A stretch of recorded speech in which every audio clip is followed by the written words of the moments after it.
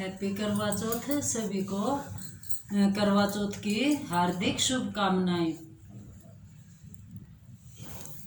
करवा चौथ की कथा है वे बड़े ध्यान लाके और पूरी सुनियो। करवा चौथ की कथा। एक साहूकार का 7 बेटे और एक बेटी थी, जो कि 7 भाइयों की वह लाडली बहन थी। और 8 बहन भाई एक साथ बैठ के वो भोजन किया करते। जब 7 भाई भोजन करने आए तो वो बोले अपनी बहन को, आ तू भी खाना खा ले। तो उसकी माँ बोली, नहीं, ये तो आज इसका व्रत है करवा चौथ का, तो चांद निकलेगा तभी खाएगी खाना।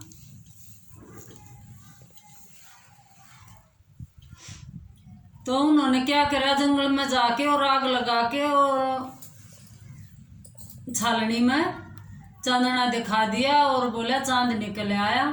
तो वो बोली अपनी भाभीियों से, आओ भाभीियों, चांद निकल आया और हम अर्घ देकर ही कुछ खा पी लेंगे। तो वो भाभी बोली, नहीं, हमारा चांद नहीं निकला है, चांद तो रात को निकलेगा। तो उसने उसको ही अर्घ देकर और खाना खा लिया। जब वो खाना खाने के लिए बैठी तो एक शुरू में जब उसने देखा तो बाढ़ आ गया। शुरू की कोर में दूसरी में उसे छींक आ गई और तीसरी में तो ससुराल से बुलावा ही आ गया कि तेरा राजा बीमार पड़ा है और तुझे बुलाया है। माँ ने मतलब लकड़ी के बक्से होया करते, पहले उस लकड़ी के बक्से को उठाया और उसके कपड़ों निकाले कि भाई तैयार करूं। तो सिर्फ 3 बार खोल लिया बक्सा, तो तीनों बार सफ़ेद ही कपड़े निकले। तो वही कपड़े पहना के उसने अपनी बेटी को तैयार कर दिया और साथ में एक मतलब सोने का सिक्का दे दिया, एक पल्ले का बांध के न। तो बोली मतलब जो भी तेरे को रास्ते में मिले उसके सबके पैर छूना और जो भी तुझे सुहाग का आशीर्वाद दे उसके पल्ले पर बांध के ये सिक्का उसी को देना और अपने पल्ले का गांठ लगा लेना। तो उसने न ऐसा कोई भी नहीं मिला जो कि मतलब सुहाग का आशीर्वाद देवे। सब यही कम है, अब तुझे 7 भाइयों का सुख मिले, सुहागन हो, लंबी उम्र हो और सब्र करने वाली हो, सभी उस। तो बड़ी चिंता हुई उसने। तो जब वह ससुराल पहुंची तो उसकी ननद मतलब गेट पर खड़ी थी। तो उसने अपनी ससुराल ननद के पैर छुए और उसकी ननद ने उसको आशीर्वाद दिया, अक्षीणी हो, सपूती हो, 7 बेटों की माँ हो, मेरे भाइयों का सुख देखने वाली हो। यह आशीष सुनकर उसने सोने का सिक्का ननद को दिया और अपने पल्ले में गांठ मार ली। अंदर गई तो सासू जी ने कहा, ऊपर कोठरी है, वहां जाकर बैठ जा। जब वह ऊपर गई तो उसने देखा कि उसका पति बेहोश मतलब मूर्छित हो रहा था।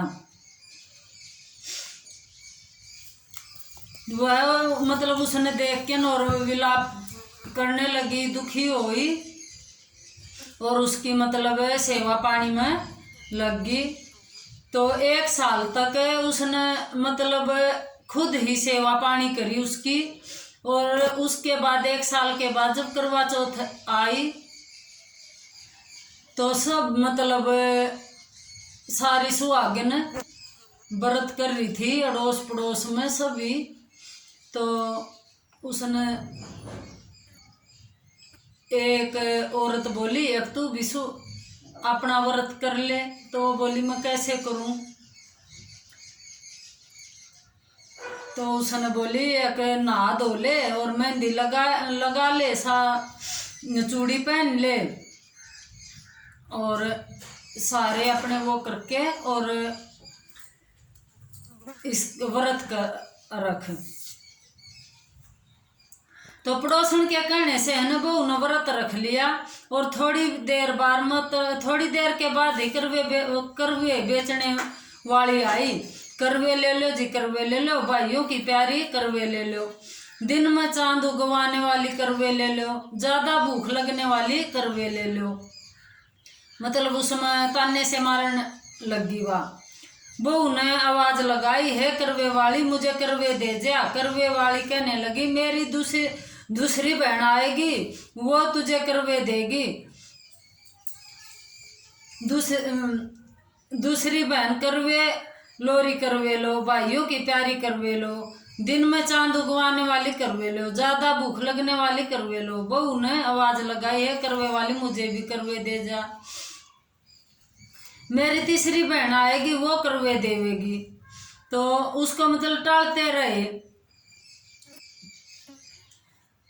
इस प्रकार फिर छठी बहन आई और बोली, मेरी सातवीं बहन आएगी, वो तुझे करवे देगी। तू सारे रास्ते में कांटे बिखेर के रखना, तब उसके पैर में कांटा चुभ जाएगा, तब वह खूब चिल्लाती हुई आएगी। तब तू सुई लेकर बैठ जाना और उसका पैर पकड़कर मत छोड़ना और उसके पैर का कांटा निकाल देना। वह तुझे आशीर्वाद दे तो तू उससे करवे मांग लेना, तब वह तुझे करवे देकर जाएगी। जब तू उदापन करना, इससे तेरा पति अच्छा हो जाएगा। अब उसने वैसा ही किया, सारे रास्ते में कांटे बिछा दिए। जब सातवीं बहन करवे लेकर आई तो पांव में कांटा चुभ गया और दर्द से खूब चिल्लाती हुई आई। बहू ने उसका पैर पकड़कर छोड़ा नहीं और उसका मतलब कांटा निकाल दिया और उसने आशीर्वाद दिया। तो बहू बोली, जब तुमने आशीर्वाद दिया है तो करवे भी देकर जाओगी। सातवीं बहन बोली, तूने तो मुझे ठग लिया।